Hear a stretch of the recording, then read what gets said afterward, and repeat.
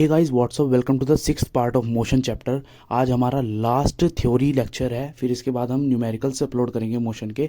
तो चलिए स्टार्ट करते हैं। आज की वीडियो में हम पढ़ेंगे सर्कुलर मोशन।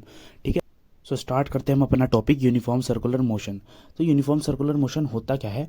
जब हमारी बॉडी सर्कुलर पाथ पे मूव करे उसी मोशन को हम कह देते हैं सर्कुलर मोशन। ठीक है, फर्स्ट पॉइंट क्या कहता है? When a body moves in a circular path is called circular motion. जब हमारी बॉडी वही चीज़ जो मूव करती है सर्कुलर पाथ में, उसी पाथ को हम कह देते हैं, उसी मोशन को हम कह देते हैं सॉरी सर्कुलर मोशन। ठीक है, सेकंड पॉइंट अभी आप लीव कर देना क्योंकि ये आगे समझाया जाएगा। ठीक है, अब स्टार्ट करते हैं। जब मैंने कहा आपसे कि एक बॉडी सर्कुलर मोशन कर रही है तो उसका पाथ कैसा होगा? सर्कुलर होगा। अब अगर मैं आपसे कह दूँ सर्कुलर पाथ में जो बॉडी मूव कर रही है उसकी स्पीड निकाल के दिखाओ, तो आपको वहाँ का डिस्टेंस कैसे पता चलेगा? डिस्टेंस देखो, सर्कुलर पाथ का क्या होगा? Circumference of a circular path ही तो जिसका डिस्टेंस होगा, बिकॉज सर्कल का सरकमफ्रेंस क्या होता है? 2 पाई आर।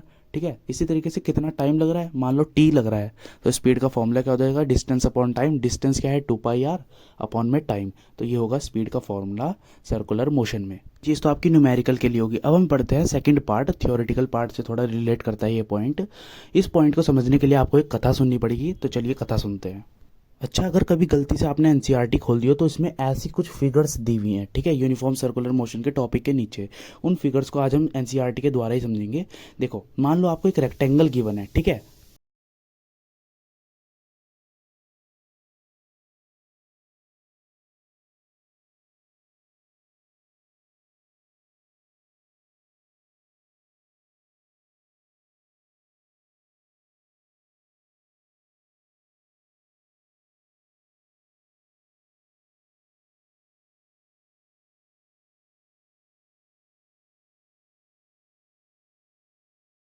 अब इसमें अगर मैं आपसे कहता हूँ कि एक ऑब्जेक्ट ए से बी चला, ठीक है, फिर उसे बी से सी जाने के लिए अपनी डायरेक्शन चेंज करनी पड़ रही है ना। ठीक है, डायरेक्शन चेंज करनी पड़ी। फिर सी से डी जाने के लिए डायरेक्शन चेंज करनी पड़ी, डी से ए जाने के लिए डायरेक्शन चेंज करनी पड़ी। अब अगर मैं आपसे पूछता हूँ कि उस रेक्टेंगल को, उस ऑब्जेक्ट को पूरा एक चक्कर लगाने के लिए रेक्टेंगल का कितनी बार डायरेक्शन चेंज करनी पड़ी? देखो, एक बार ये, मतलब एक बार ये, दो, तीन और एक चार। ठीक है, तो चार, उस चार बारी उसे अपनी डायरेक्शन चेंज करनी पड़ी। बात करते हैं स्पीकर की। देखो, एक, दो, तीन, चार, पाँच, छः, सात, आठ, इसे 8 बारी करनी पड़ी। अब बात करते हैं हम सर्कल की, जो हमारा आज का टॉपिक है। देखो, सर्कल में क्या चक्कर होता है मैं बता देता हूँ। यहाँ बात कर लेते हैं। सर्कल में क्या चक्कर होता है? देखो, इसमें हर पॉइंट में डायरेक्शन चेंज होती है, हर पॉइंट में। कैसे? मान लो मैं इस पॉइंट पे उसकी स्पीड पूछ लेता हूँ। मान लो एक बॉडी मोशन कर रही है, इस पॉइंट पे मैंने उसकी स्पीड पूछ ली। स्पीड कैसे जाएगी? टेंजेंशियली जाएगी। ये टेंजेंट क्या चीज़ होती है? जो अभी मैंने एक वर्ड बोला, टेंजेंट।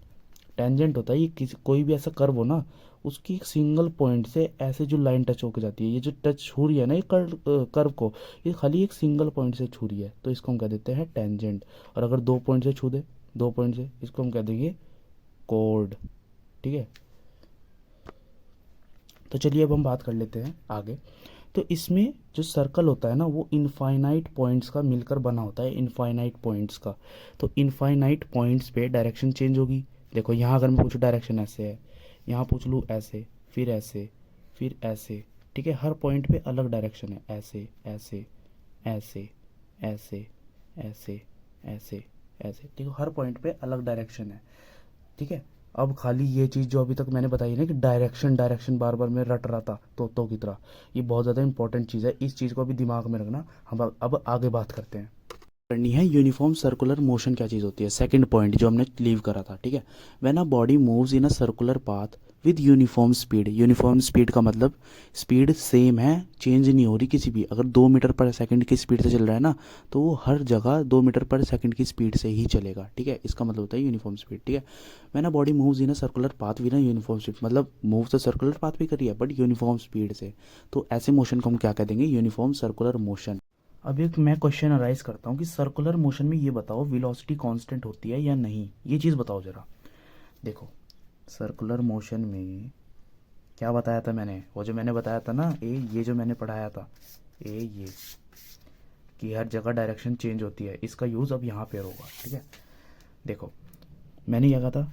हर पॉइंट पर डायरेक्शन चेंज हो रही है। तुम इस पॉइंट पर देखोगे ऐसे ऐसे ऐसे। ठीक है, हर पॉइंट पर डायरेक्शन चेंज हो रही है। और वेलोसिटी कैसी है? क्वांटिटी है।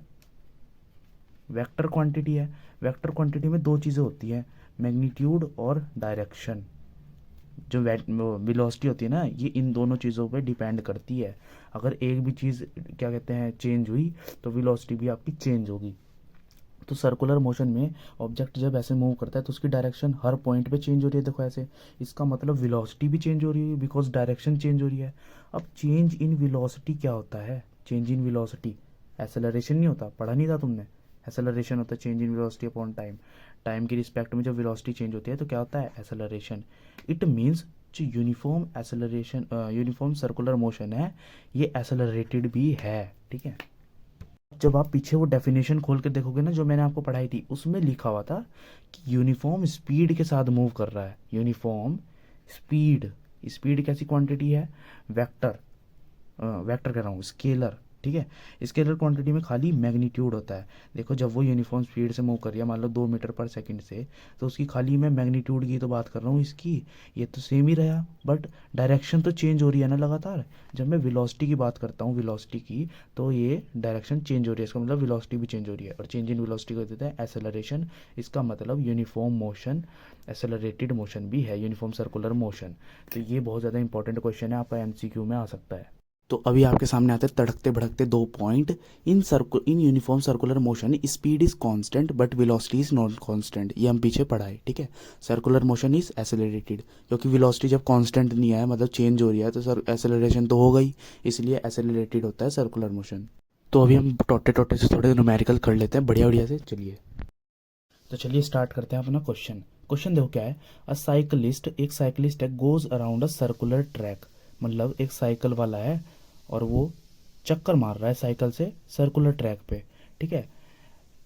एवरी 1 से 2 मिनट्स, मतलब 2 मिनट में एक राउंड मार रहा है वो, एक राउंड, ठीक है, ठीक है। और जो इसका रेडियस है ना सर्कुलर ट्रैक का, वो क्या है? 105 मीटर, मतलब आर भी दे दिया भाई आपको, 105 मीटर। और आपको टाइम भी मिल गया 2 मिनट्स, ठीक है। 2 मिनट्स आपको टाइम भी मिल गया। इन्होंने कहा कैलकुलेट हिज स्पीड, मैंने शुरुआत में बता दिया था स्पीड कैसे निकालते हैं। देखो 2 पाई r अपॉन टी, ये 2 पाई के आर क्यों आया? बिकॉज सर्कल का ये जो सरकमफ्रेंस है यही तो लेंगे, सर्कल का सरकमफ्रेंस क्या होता है? 2 पाई r और अपॉन टाइम। देखो 2 पाई की वैल्यू आपको गिवन है, देखो क्वेश्चन में पढ़ो, 22/7, ठीक है। आर कितना है आपका? 105 मीटर।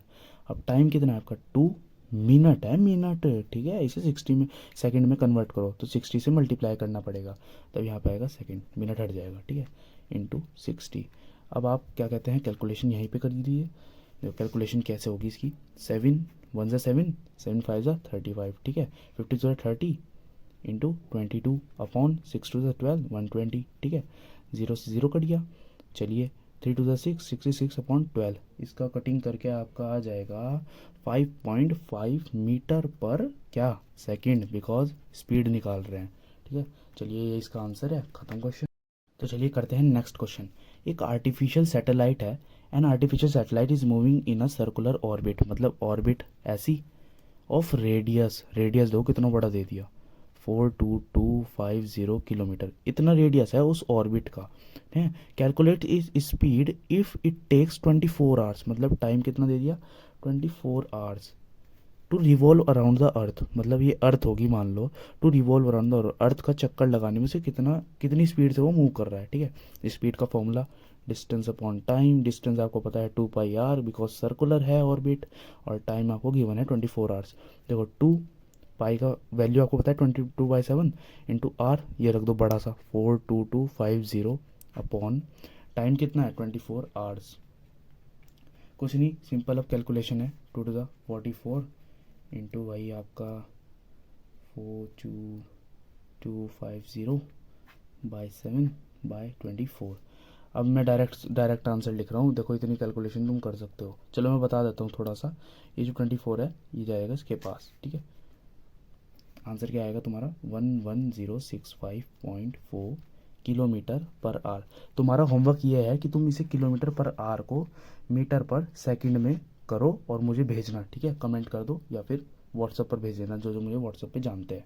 चलिए तो फ्रेंड्स हमने आज अपना मोशन चैप्टर कर लिया ख़त्म, ये इसका लास्ट टॉपिक था सर्कुलर मोशन। और अब एक सिंसियरिटी के साथ अपनी प्रॉब्लम्स मुझे भेजना स्टार्ट कर दो। काफ़ी सारी प्रॉब्लम्स आई हैं और मैंने आपको पर्सनली वीडियोस बनाकर भेजिए उन क्वेश्चंस की, ठीक है। उनको देखो और आप इसी तरीके से प्रॉब्लम भेजते रहिए। इंस्टाग्राम आईडी पर वैसे प्रॉब्लम आप भेज रहे हो तो यूट्यूब पर भी भेज सकते हो, ज़रूरी नहीं है। जो इंस्टा ना यूज़ करते हो यूट्यूब पर वीडियोस भेजिए। और अब एक न्यूमेरिकल का वीडियो आएगा धासु वाला, एकदम बढ़िया बढ़िया न्यूमेरिकल उसमें रहेंगे, हाई लेवल के। टिपिकल से हम लो से स्टार्ट करेंगे, टिपिकल तक जाएंगे, ठीक है। एक बार टिपिकल कर लिए, कोई हार्ड चैप्टर नहीं है, फिजिक्स बहुत आसान है, ठीक है। और सेकंड चीज़ मैं ये कहना चाहूँगा, एंड एक वन शॉट भी आएगा। अब सेकंड चैप्टर आप जो भी चाहते हो मुझे कमेंट कर देना, मैं वो स्टार्ट करूँगा। चलिए, thank you so much for watching. Like कर देना, सब्सक्राइब कर दो, शेयर कर दो। Thank you so much.